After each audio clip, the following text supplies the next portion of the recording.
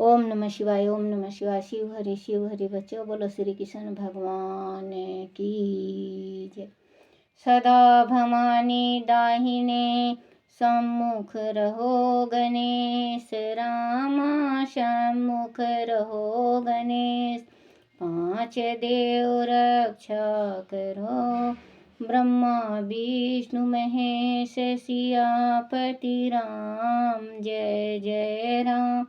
मेरो मन बसियो सीताराम, राम नगरिया राम के, बसते गंगा तीर रामा, बसते गंगा तीर रामा। चौकी हनुमत वीर की राम जी, चौकी हनुमत वीर की। बोलो सियापति रामचंद्र भगवान की जय। बोलो गणेश भगवान की जय। अपने अपने माता पिता की जय। अपने अपने गुरुदेव महाराज की जय। शिव पुराण की जय। शिव पार्वती की जय। शिव पुराण में मैना द्वारा द्वार पर भगवान शिव का परीक्षण, उनके रूप को देखकर संतोष का अनुभव, अन्य युक्तियों द्वारा वर की प्रशंसा, पार्वती का अंबिका पूजन के लिए बाहर निकलना तथा देवताओं और भगवान शिव का उनके सुंदर रूप को देख कर प्रसन्न होना। बोलो शिव पार्वती की जय।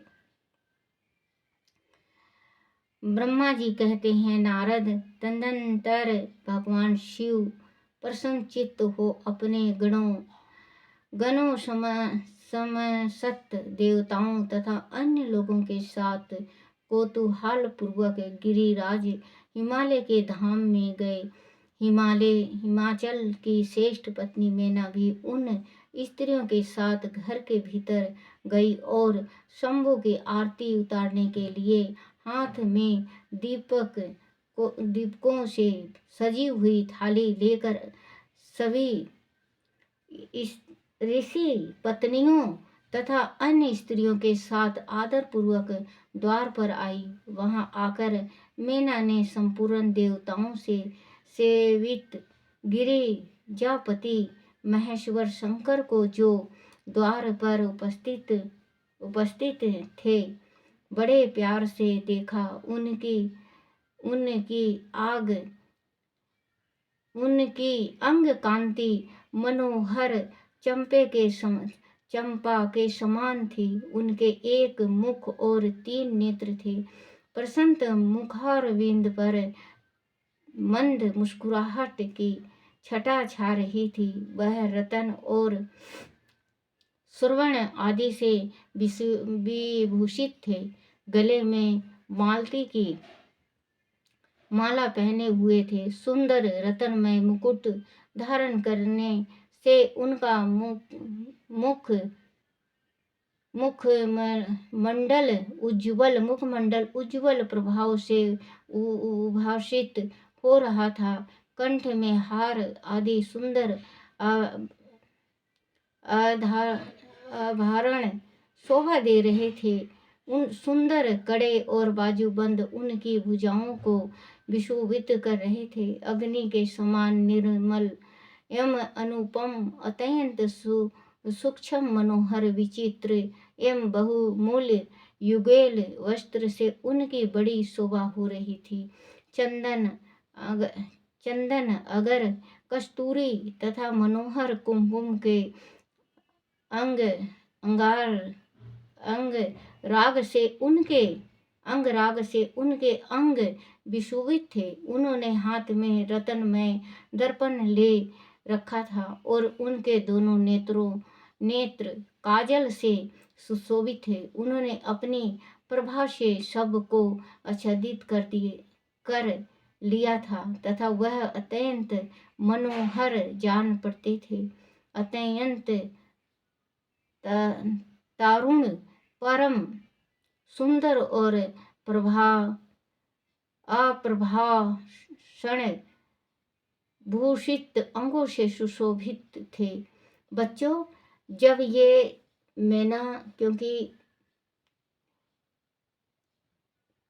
क्रोध में हो गई थी मैना शिव जी को देख के, क्योंकि शिव जी ने अपना विकराट रूप दिखाया था मैना को, तो इन्होंने हट कर लिया था कि मैं कन्या की शादी नहीं करूंगी शिव के साथ, शिव जी को हाथ में अपनी कन्या का नहीं दूंगी। सभी समझाए बुझाए फिर नारद जी गए उनके पास। नारद जी ने कहा, भगवान आप सुंदर रूप बना लो, जैसे आपका रूप है, आप वो विकराट रूप आप त्याग दो।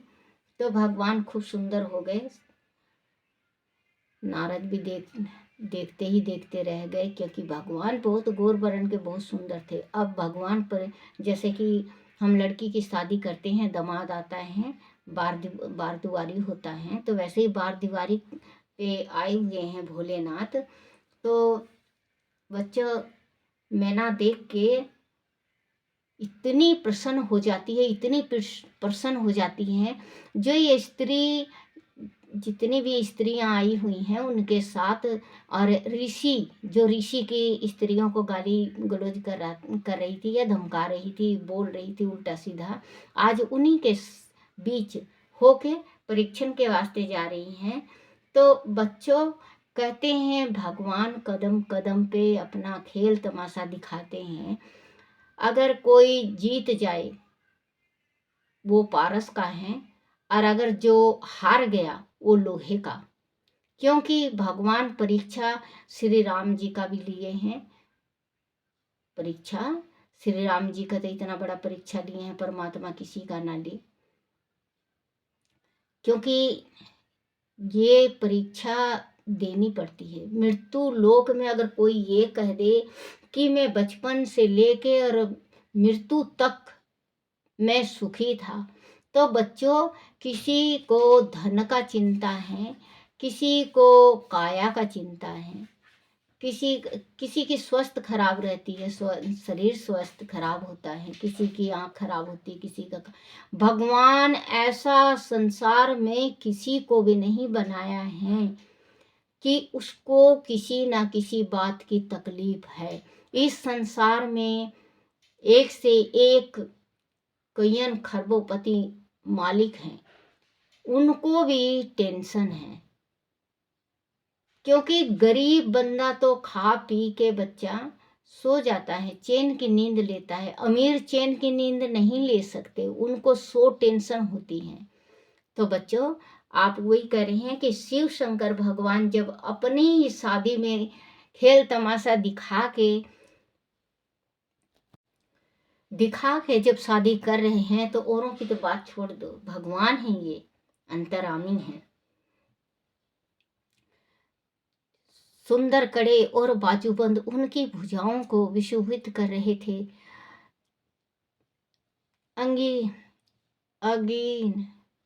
अगिन के समान निर्मल एवं अनुपम, अत्यंत सूक्ष्म, मनोहर, विचित्र एवं बहुमूल्य युगेल वस्त्र से उनकी बड़ी शोभा हो रही थी। चंदन, अगर कस्तूरी तथा मनोहर कुमकुम के अंग राग से उनके अंग विशोभित थे। उन्होंने हाथ में रत्नमय दर्पण ले रखा था और उनके दोनों नेत्र काजल से सुशोभित थे। उन्होंने अपनी प्रभा से सबको आच्छादित कर दिया था तथा वह अत्यंत मनोहर जान पड़ते थे। अत्यंत तारुण, परम सुंदर और आभरण भूषित अंगों से सुशोभित थे। कामिनियों को अत्यंत कामनीय प्रतीत होते थे। उनमें व्यग्रता का अभाव था। उनका मुखारविंद कोटि चंद्रमाओं से भी अधिक आह्लाददायक था। उनके श्री अंगों की छवि कोटि कामदेवों से भी अधिक मनोहारिणी थी। वह अपने सभी अंगों से परम सुंदर थी। एक ऐसे सुंदर स्वरूप वाले उत, उत, उत्कृष्ट देवता भगवान शिव को जय माता के रूप में अपने सामने खड़ा देख मैना की सारी शोक चिंता दूर हो गई। वह परमानंद सिंधु में निमग्न हो गई और अपने भाग की गिरिराज हिमालय की और उनके समस्त कुल की भूरी भूरी प्रशंसा करने लगी। उन्होंने अपने आप को कृतरथ और माना और वह बारंबार हर्ष का अनुभव करने लगी। सती मैना ने सती मैना का मुख प्रसन्नता से खिल उठा था। वह अपने दामाद की शोभा का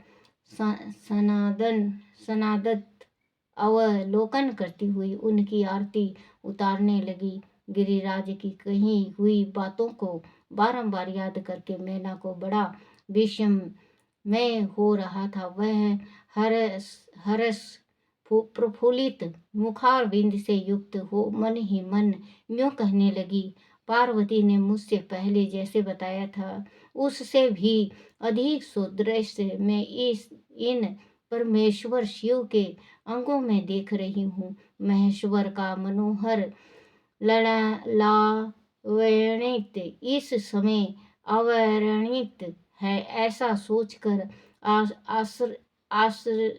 आश्चर्यचकित हुई मैना अपने घर के भीतर आई। वह आई हुई युवतियों भी वर के मनोहर रूप की भूरी भूरी प्रशंसा की। वह बोली, गिरिजा नंदिनी शिवा धन्य है। कुछ कन्याएं कहने लगी, दुर्गा तो साक्षात भगवती है। कुछ दूसरी कन्याएं महारानी मैना से बोली, हमने तो कभी ऐसा वर नहीं देखा है और ना कभी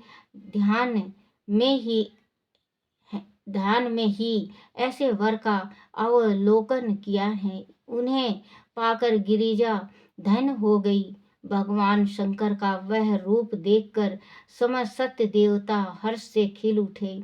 श्रेष्ठ गंधर्व उनका यश गाने लगे और अप्सराएं नृत्य करने लगी। बाजा बजाने वाले लोग मधुर ध्वनि में अनेक प्रकार की कला दिखाते हुए आदर पूर्वक भांति भांति के बाजे बजा रहे थे। हिमालय ने भी आनंदित होकर द्वारोचित मंगलचार किया। समस्त नारियों के साथ मैना ने भी महान उत्साह मनाते हुए वर का परीक्षण किया। फिर वह प्रसन्न पूर्वक घर में चली गई। उसके बाद भगवान शिव अपने गणों और देवताओं के साथ अपने को दिए गए स्थान जनवासे में चले गए।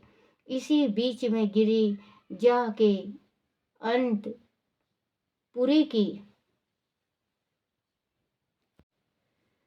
स्त्रियां दुर्गा को साथ ले कुल देवी की पूजा के लिए बाहर निकली। वह देवताओं ने जिनकी पलकें कभी नहीं गिरती थी प्रसन्नता पूर्वक पार्वती को देखा। उनकी अंग कांति नील अजन के समान थी। वह अपने मनोहर अंगों से ही विशोभित थी। उनका कटाक्ष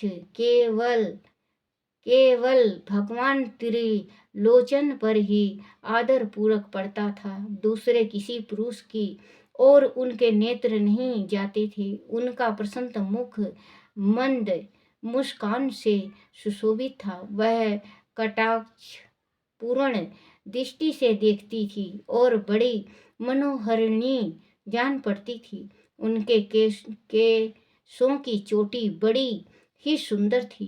कपोलों पर बनी हुई मनोहर पत्र भंगी उनकी शोभा बढ़ाती थी। ललाट में कस्तूरी की बिंदी के साथ ही सिंदूर की बिंदी शोभा दे रही थी। पक्ष स्थल पर श्रेष्ठ रत्नों के सर सर बुत हार से दीप दीप छिटक रही थी। बच्चों, जैसे लड़की की शादी होती है तो लड़की की जो शादी होती है तो वो माँ भगवती का पूजन करने जाती हैं और पूजन करके सुहाग भाग का आशीर्वाद लेके आती हैं। तो पार्वती माँ का पूजन करने, कुल देवी का पूजन करने गई, वहां पे जा रही हैं तो इनका जो शरीर है नील वर्ण का है, नीला, और शिव शंकर भगवान का है वो है गोरा। जैसे विष्णु भगवान का शरीर है वो है नीला और माँ लक्ष्मी का शरीर है वो है सफेद, मतलब गोरा। तो माँ नील वर्ण की है, लेकिन माँ की सुंदरता इतनी है कि तीनों त्रिलोकी में कोई भी नहीं है। कहते हैं ना कि भगवान कान्हा जो हमारे लड्डू गोपाल हैं, इनका काला रंग है, लेकिन एक बात ये बताओ कि काले रंग में सुंदरता इतनी है कि आज भी अगर इनका फोटो कोई देखता है तो इन्हीं में खो जाता है। वैसे ही माँ पार्वती में कोई भी अगर ध्यान से देखे तो माँ पार्वती में खो जाएगा, क्योंकि माँ का इतना सुंदर रूप है। भगवान जितने भी शादी में आए हुए थे, माँ का रूप देख के और शिव जी के सराहना करने लगे कि दोनों की जोड़ी भगवान ने बहुत अच्छी बनाई है, ब्रह्मा जी ने। अगर इनकी जोड़ी भगवान ब्रह्मा ना बनाते और बिछड़ जाते तो इस संसार में कुछ भी नहीं था। क्योंकि कहते हैं ना कि जोड़ी बनता है ऊपर से, नीचे तो अपने मन का जोड़ी होता है, लेकिन परमात्मा ऊपर से जोड़ी बना के भेजता है। जिस टाइम 7 फेरा होता है उसको कहते हैं जोड़ी। तो इनके शरीर में जो पहन रखा है इन्होंने गहना, वो इतने सुंदर लग रहे हैं। वो जो इनके होठ हैं गुलाबी हैं, दांत एकदम बिल्कुल सफेद, मुस्कुराहट एकदम बहुत ही ज्यादा सुंदर लग रही हैं, शोभा दे रही थी। पक्ष स्थल श्रेष्ठ कस्तूरी की बिंदी के साथ ही सिंदूर की बिंदी शोभा दे रही थी। पक्ष स्थल पर श्रेष्ठ रत्नों के सारभूत हार से दीप दीप दीपित छिड़क रही थी। रत्नों के बने हुए केपुर वालय और कंकड़ कंगन से उनकी भुजाएं अलंकृत थी। उत्तम रतन में कुंडलों से उनके मनोहर कपोल जगमगा रहे थे। उनकी दांत पंक्तियां मणियों तथा रत्नों की प्रभाव को छीन लेती थी और मुख की शोभा बढ़ाती थी। मधु से पूरित आधार और होठ भी बिंबन फल के समान लाल थी। दोनों पैरों में रत्नों की आभा से युक्त महेश्वर शोभा देता था। उन्होंने बच्चों, क्योंकि कहते हैं ना कि पूजा करना क्यों जाना चाहिए। मैं एक दफे और बताई थी कि एक लड़की को गंगा नहला के उनकी शादी करनी चाहिए। लड़की को गंगा जरूर नहला के फिर ही उनकी कन्यादान करना चाहिए। माँ बाप लड़की कन्यादान से पहले, शादी से पहले गंगा जरूर नहा के आना चाहिए, फिर कन्यादान देना चाहिए। क्योंकि बच्चों, कुल देवी का पूजा जिस लड़की ने भी किया है, गणगौर पूजा कहते हैं, हम गणगौर पूजा करते हैं। गणगौर पूजा करते हैं। गणगौर पूजा से माँ शक्ति सुहाग भाग का अमर फल अमर देती हैं, जो सुहाग भाग होता है अपना अमर करती हैं। तो इसी वास्ते, क्योंकि सबसे पहले गणगौर का जो पूजा हुआ है माँ पार्वती ने किया है, और इसके बाद फिर चलता हुआ आया, जैसे माँ पार्वती ने किया, फिर सीता ने किया, तो सती ने किया, सावित्री ने किया, सती ने नहीं, सती का तो बच्चों साथ फेरा ही नहीं हुआ था। तो बच्चों, कभी भी आप पूजा करा करो, पाठ करवाया करो लड़की से, तो उनकी उसकी कुंडली देख के शादी करो। तो अपने कुल देवी के वहाँ माथा एक टिकाया करो, और दूसरा उसको गंगा जी जरूर नहलाना चाहिए, क्योंकि जितना दोष है गंगा जी में धुल जाता है। रहे थे उनकी दांत पंतियां मणियों तथा रत्नों की प्रभा को छीन लेती थी और मुख की शोभा बढ़ाती थी। मधु से पुरित आधार और होठ बिंबम फल के समान लाल थे। दोनों पैरों में रत्नों की आभा से युक्त महावर शोभा देता था। उन्होंने अपने एक हाथ में रतन जड़ित दर्पण ले रखा था, और उनका दूसरा हाथ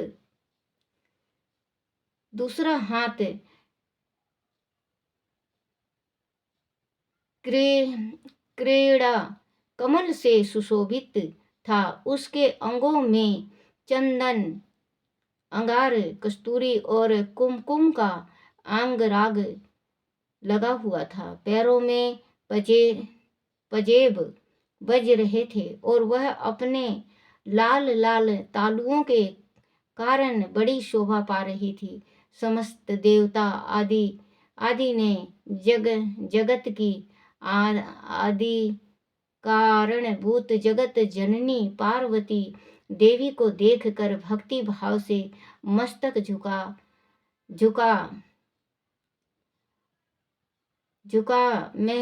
मैना सहित उन्हें प्रणाम किया। त्रिलोचन शिव ने भी बड़ी प्रसन्नता के साथ कनखियों से उन्हें देखा, और उनमें सती की आकृति देखकर अपनी विरहा वेदना को त्याग दिया। शिवा पर आंख गड़ाकर भगवान शिव उस समय सब कुछ भूल गए। उनके सारे अंगों में रोमांच हो आया। वह हर्ष का अनुभव करते हैं। गौरी की ओर देखने लगे। गौरी उनकी आंखों में समा गई। बच्चों, क्योंकि सती जिसते में आत्मदाह कर ली थी, सती अपने शरीर को त्याग दी थी, तो बहुत बड़ा सदमा लगा था शिव जी को। इस सदमा को वो भूल नहीं सके। सदमा बहुत ज्यादा लगा था, और कितना युग से ये तपस्या किए सती के वास्ते। सती को इतना प्यार किया करते, लेकिन सती की एक गलती के कारण इनका बिछोह हुआ। क्योंकि ये भगवान से पूछिए, परमात्मा आप तीनों त्रिलोकी नाथ हैं, आपको तो किसी की जरूरत ही नहीं है, तो आप दिन रात किसका तपस्या करते हैं? तो ये कहे, मैं रामेश्वर हूं, मैं राम मेरे में और मैं राम में। राम बड़े हैं, लेकिन माँ पार्वती को विश्वास नहीं हुआ कि भगवान होके राम आज बन भटक रहे हैं स्त्री को ढूंढते हुए। इनको क्या पता नहीं है कि मेरी सीता कहाँ पे है। माँ सती ने सीता का रूप धारण किया, और जंगल में जहाँ पे श्री राम ढूंढ रहे थे अपनी सीता को, वहीं पे चली गई। राम ने देखते ही पहचान लिया। उनने कहा, माता आप इतने सुनसान जंगल में क्या कर रही हो? प्रभु कहाँ पे हैं? वहीं पे इनका वो हो जाता है क्योंकि नजर से गिर जाती हैं। सीता के रूप धारण करके इन्होंने तुरंत ही माता कहा उनको, पहले सत बहुत था बच्चों, पहले आंखों से पहचान जाते थे कि ये ऐसा है। फिर बच्चों आई अपने शिव के पास, शिव ने कहा परीक्षा ले लिया तुमने? बोले हाँ, क्या बन कैसे लिया? बोले भगवान तो सही में आपसे भी बड़े भगवान हैं, आप में समाये हुए हैं वो। तो बच्चों इनने गलती करी और ये आत्मदाह कर लिया, क्योंकि वहाँ पे अपने घर गई। जो सही पत्नी होती है अपने पति का कभी भी निरादर नहीं करवाती किसी से, क्योंकि पति परमेश्वर होते हैं। तो अपने पति का जहाँ पे अपमान होता है, स्त्री को उस जगह पे बैठना और जाना नहीं चाहिए, क्योंकि पति के साथ दुख सुख पति का साथ होता है। अगर आप अपने पति का आज अपने घर जाके अपमान करते हो, तो कल आपके घर वाले आपके पति को बिल्कुल ही नहीं मानेंगे, वो नज़र से गिर जाता है। औरत ही अपने पति को नज़र में चढ़ा सकती है और नज़र से गिरा सकती है। अगर पीहर जाके आप अपने पति का निरादर करते हो, तो उस पति का उस घर में इज्जत नहीं होता, और आप अगर जाके अपने पति का इज्जत करोगे तो उसका भी इज्जत होगा। यही लागू स्त्री पे आती है बच्चों। अगर आपके घर में आपकी पत्नी का निरादर हो रहा है, आप आगे खड़े होके बात करो, क्योंकि आप कह सकते हो कि मैं मोर बांध के लाया हूँ, 7 फेरा करके लाया हूँ, मैं भगा के नहीं लाया। ये भी दुख सुख की साथन है मेरी। अगर माँ हो तो कह दे माँ, आप माँ के जगह, ये पत्नी के जगह, आप लोग दोनों लक्ष्मी हो, इस घर में आप दोनों की चलेगी। माँ आप बेटी बना के रखो। ये भी अपनी माँ को छोड़ के आई है। आप कहो, क्योंकि पत्नी अगर अपने घर जाके पीहर में जाके अपने पति का निरादर करती है, तो वहाँ उसकी इज्जत नहीं होती। और पत्नी की इज्जत अगर ससुराल में पति ने और सास ससुर नहीं करते, तो उसका इज्जत कोई नहीं करता। तो ये गांठ बना के रखना होगा बच्चों। और आपको अपनी पत्नी का साथ और प्यार दोनों कुछ देना होगा, तो आपकी पत्नी का इज्जत होगा। ये नहीं कि आप 4 बंदों के सामने आप अपनी पत्नी को डांट रहे हैं, ये गलत बात है। अपनी घर की लक्ष्मी को रुष्ट कर रहे हैं। आप अपने घर की लक्ष्मी को रुष्ट मत करो, आप अपनी पत्नी को मानो। अगर पत्नी बेटा अगर आप बैठ के सलाह करते हो, तो पति पत्नी बहुत बहुत ही बड़ा डिसीजन ले सकते हैं। ये नहीं कि अगर मेरे घर मेरे में ये नहीं करा तो वो नहीं करा, तो माँ का ये है तो पापा का वो है, तो ये स्त्री की गलती नहीं होती, औरत की गलती नहीं होती। गलती हो दोनों की, दोनों को समझाओ। डांटने से काम नहीं चलेगा, दोनों को प्यार से समझाओ कि ये ऐसे होगा तो अपनी गृहस्थी चलेगी। क्योंकि गृहस्थी शिव और पार्वती ने गृहस्थी जो बसाई है, वैसे गृहस्थी बसाओ आप।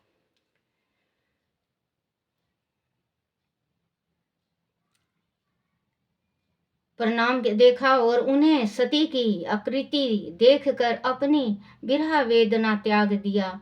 शिवा पर आंख गड़ाकर भगवान शिव उस अंग अंग अंगों में रोमांच हुआ।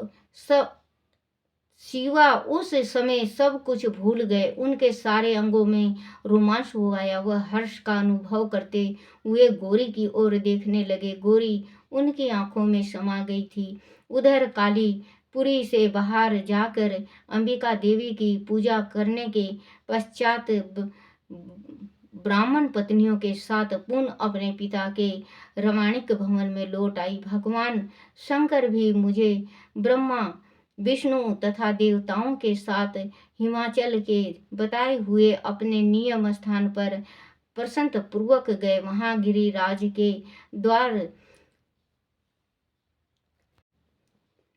नाना प्रकार की सुंदर समूह दिया से सम्मानित हुए वह सब लोग सुखपूर्वक ठहर गए और भगवान शिव की सेवा करने लगे। बोलो शिव शंकर भगवान की जय। बच्चों, ये शिव पुराण है। शिव पुराण में आप पहले देखते थे शिव पुराण बहुत ज्यादा, अब आप लोगों ने कम कर दिया, कोई बात नहीं। लेकिन जिसने जिसने भी पहले देखा है, ये जो शिव पार्वती की शादी चल रही है, तो शादी का जरूर सुनना और देखना और पढ़ना चाहिए। क्योंकि शिव की ब्याह का जो सुनता है, पढ़ता है, देखता है, शिव जी का शादी सुनता है, उसका सदा सुहाग का आशीर्वाद मिलता है। उनके घर में सुख शांति आता है। तो जैसे बच्चों माँ लक्ष्मी का वास होता है, तो आप इसको जरूर पढ़ो और सुनो। ओम नमः शिवाय, ओम नमः शिवाय, ओम नमः शिवाय बाबा, ओम नमः शिवाय, ओम नमः शिवाय शंभु, ओम नमः शिवाय, ओम नमः शिवाय बोले, ओम नमः शिवाय, ओम नमः शिवाय, ओम नमः शिवाय, शिवाय नमो, शिवाय नमो, शिवाय नमो, शिवाय नमो। ओम